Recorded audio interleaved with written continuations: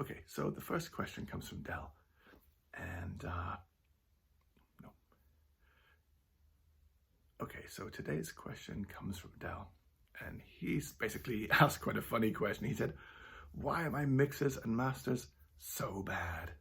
Now, I can't possibly answer that without hearing what it is that you do. So I can't really see what's wrong with your mixer or master. But I have a few ideas about common things which cause people problems. Now, the first one's very, very obvious, and that is you can't hear what you're doing.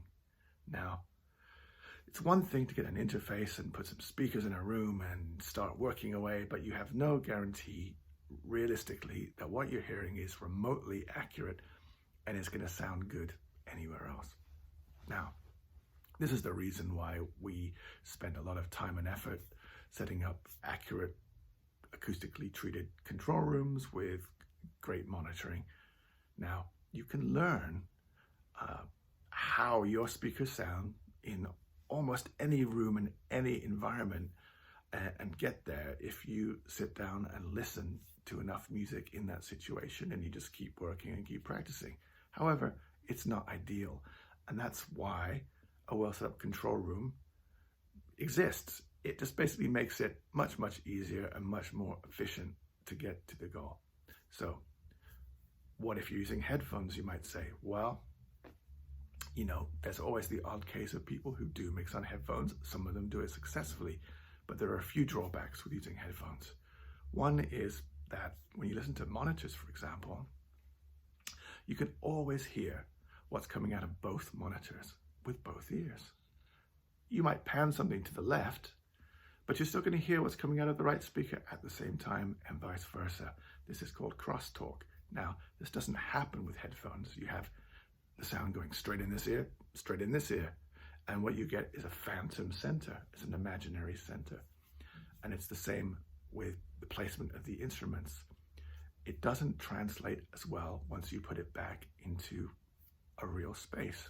Now, there are pieces of software out there which could help you with this, with varying degrees of success, to be quite honest, which simulate control rooms or maybe add crosstalk to what you're listening to in your headphones. And there's also software correction, which improves the EQ curve of your headphones by companies like Sonarworks and so on. And again, these work with varying degrees of success. So the first reason why your mixes might suck is because you cannot hear what you're doing.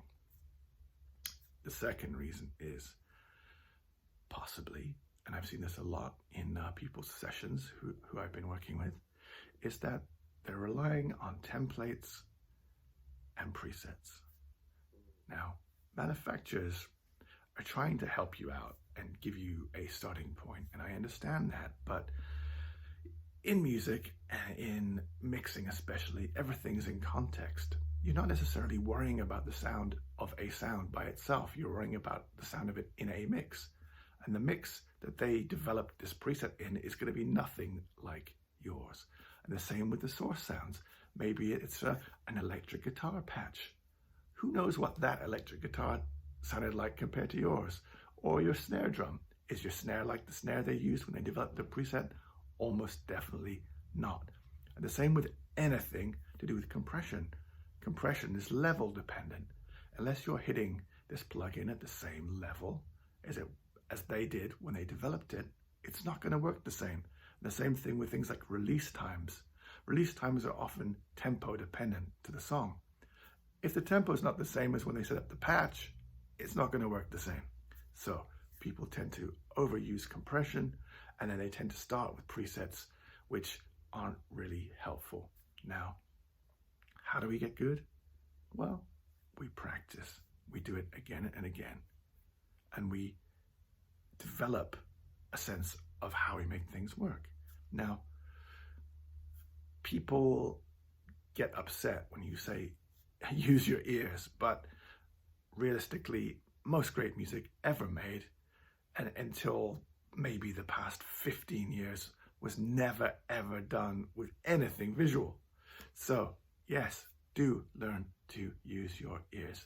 Now, part part 2 of the question was essentially, why does my mastering suck? Well, if your mix sucks, your master is going to suck by default.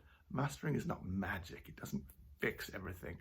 And quite frankly, if you can't hear what's happening in your mix, how are you expected to master it?